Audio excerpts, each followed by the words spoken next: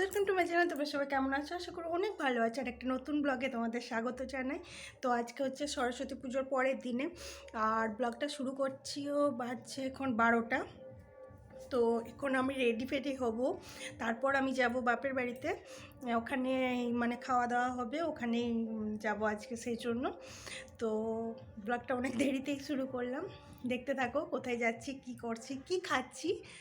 তো চল, এই বাবুর শরীর খারাপ এখন, ও কদিন ধরেই ভুগছে, শরীরটা ঠিক হচ্ছে না বেচারা। তো মামার ঘর যাবি তো? এটা বলতেও পারছে না, শরীরটা ভালো নেই আর কি। তো চলো কন্টিনিউ করো ব্লগটা, দেখো কি করছি না করছি। তো তারপর আমি রেডি হয়ে গেছিলাম, আর এই যে ও রেডি হয়ে গেছে পুরো। আজ ইচ্ছা হয়েছিল একটু শাড়ি পরতে, শাড়িটা খুব শখেই পরি, আমি নর্মালি পরি না। তো আজকে মনে হলো একটু শাড়ি পরি, তাই একটু শাড়ি পরে সাজুগুজু করে বাপের বাড়ি যাচ্ছি। বাপের বাড়ি যখন যাই আমি খুব নর্মালি যাই, কিন্তু আজকে একটু সেজে গুজেই যাচ্ছি। চলো, গাড়িতে আছি।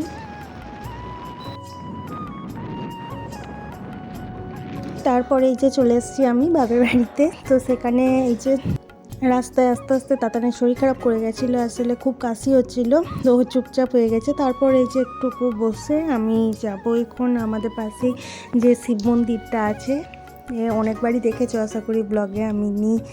তো ওখানে একটু প্রণাম করতে গেছিলাম আর কি।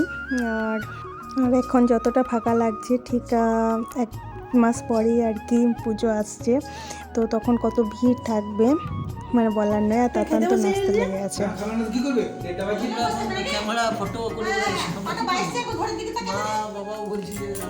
বাপরে, আমি তো বলেই কারণ আমার মা বাবাই আমাকে উত্তর দিয়ে দিল, ওর কথা তো কোথায় থাক। তো আমি মজা করেই বলছিলাম আর কি, যে আমার জন্য বসলে না কেন একটু। তো যা উত্তর মা বাবা দিয়ে দিলে আমি চুপ, আমি আর কিছু বললাম না।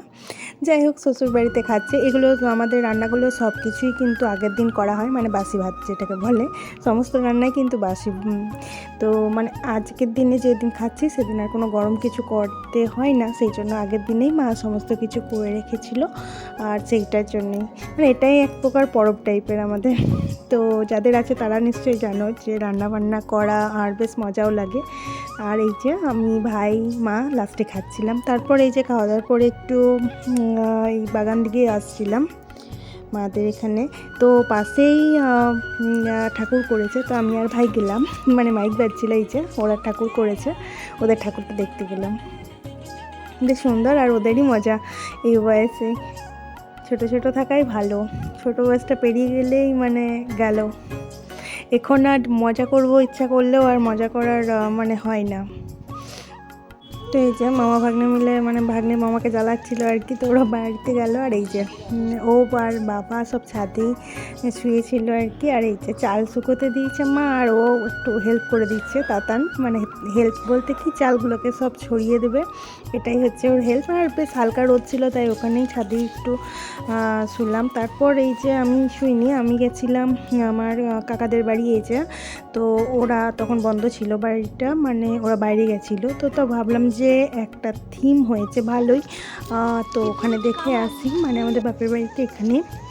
তো এই যে এইখানে গুমটিটা ছিল, এই জায়গাটা স্কুলটার কাছে, এখানে একটা গুমটি ছিল, সেটাই ভাইকে বলছিলাম যে ওখানে কত কিছু খেয়েছি, এখানেই পড়াশোনা করেছি। তো এই যে এই স্কুল, একদম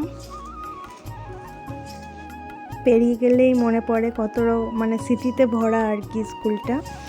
বিকেল দিকেই বেরিয়ে পড়েছিলাম আমি, ভাই, তাতান। মানে আমি যেহেতু ব্যাক করব, মানে ফিরে চলে যাবো, তাই সন্ধে করলাম না, যে বিকেলই ঠাকুরগুলো দেখে আসি।